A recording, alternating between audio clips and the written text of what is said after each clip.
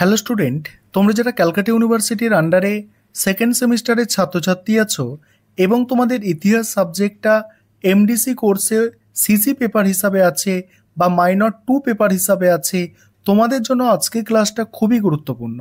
আজকের ক্লাসে তোমাদের গুরুত্বপূর্ণ দুটি 5 নম্বরের প্রশ্নের উত্তর নিয়ে আলোচনা করব। প্রথম প্রশ্ন যেটা আছে, দেখো, নিম্ন প্রস্তর যুগের ওপর সংক্ষিপ্ত টিকা লেখো। এই প্রশ্নের উত্তরটা প্রথমে তোমরা বুঝে নাও। দেখো, প্রস্তর যুগের প্রাথমিক পর্যায় পুরাপ্রস্তর যুগ নামে পরিচিত। হাতিয়ার নির্মাণ, সংস্কৃতি ও আর্থসামাজিক বিকাশের ওপর ভিত্তি করে ঐতিহাসিকরা পুরাপ্রস্তর যুগকে 3 ভাগে ভাগ করেছেন, যার মধ্যে অন্যতম হলো নিম্ন পুরাপ্রস্তর যুগ। নিম্ন পুরাপ্রস্তর যুগ শুরু হয়েছিল আনুমানিক 25 লক্ষ বছর আগে এবং সমাপ্তি আনুমানিক 3 লক্ষ বছর আগে। নিম্ন পুরাপ্রস্তর যুগের সূত্রপাত হয় হোমো হাবিলিসের আবির্ভাবের সাথে।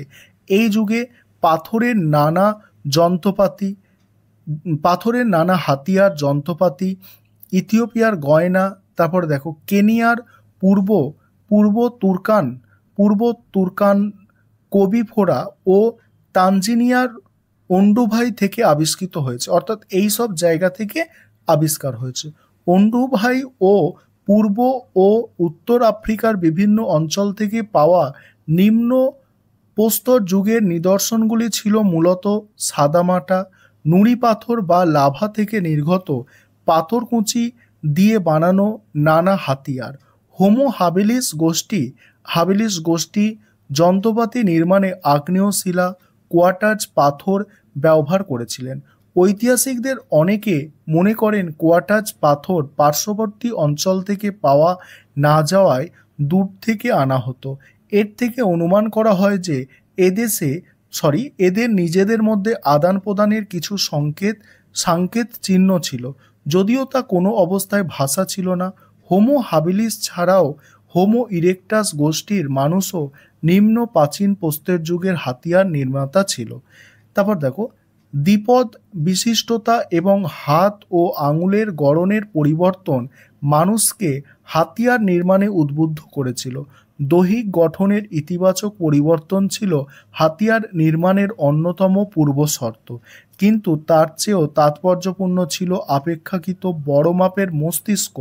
হাতিয়ার নির্মাণের জন্য শরীরের বিভিন্ন অঙ্গ প্রত্যঙ্গের মধ্যে সমন্বয়ের প্রয়োজন ছিল। উর্বরতর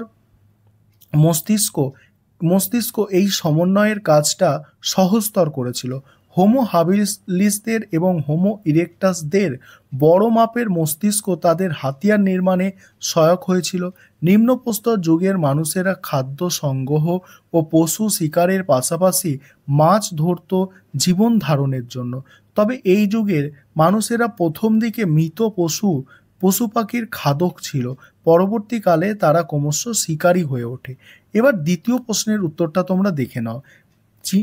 প্রাচীন চীনের সাং আমলে রাষ্ট্র ব্যবস্থা আলোচনা করো। দেখো, এই প্রশ্নের উত্তরটা নিয়ে আলোচনা করব। তার আগে যে বিষয়টা তোমাদের বলার আছে, তোমাদের জন্য অনলাইন কোচিং ক্লাস চলছে। তোমরা যদি কেউ পেড ব্যাচে অ্যাডমিশন নিতে ইচ্ছুক থাকো, তাহলে নিচে যে নম্বরটা দেখতে পাচ্ছ ওই নম্বরে যোগাযোগ করে অ্যাডমিশন নিতে পারো। দেখো, পরের প্রশ্নের উত্তর দেখো, সাং রাজবংশ প্রাচীন চীনের প্রথম ঐতিহাসিকভাবে নিশ্চিত রাজবংশ। এই সময় রাষ্ট্র ব্যবস্থা ছিল রাজতান্ত্রিক, যেখানে রাজা ছিল সর্বোচ্চ ক্ষমতার অধিকারী এবং দেবতাদের প্রতিনিধি হিসাবে বিবেচিত হতেন। রাজারা ধর্মীয় ও প্রশাসনিক উভয় ক্ষেত্রেই কর্তৃত্ব বজায় রাখতেন এবং তাদের ক্ষমতা উত্তরাধিকার সূত্রে প্রাপ্ত হতো।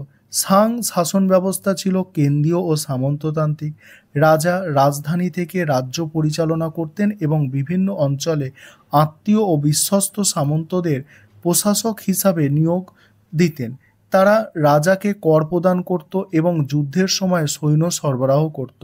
সাং রাজারা শক্তিশালী সেনাবাহিনী নিয়ন্ত্রণ করতেন এবং যুদ্ধের সময় ব্রোঞ্জ নির্মিত অস্ত্র ও রথ ব্যবহার করতেন, যা তাদের সামরিক শক্তিকে আরও দৃঢ় করেছিল। প্রশাসনের একটি গুরুত্বপূর্ণ দিক ছিল ধর্মের সঙ্গে এর সংযোগ।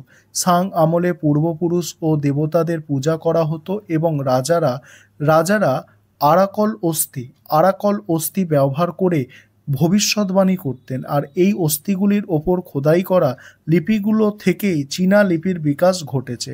সাং সাং সমাজে সাধারণ জনগণের ভূমিকা ছিল কৃষিকাজ, হস্তশিল্প এবং রাজাদের জন্য শ্রম প্রদান।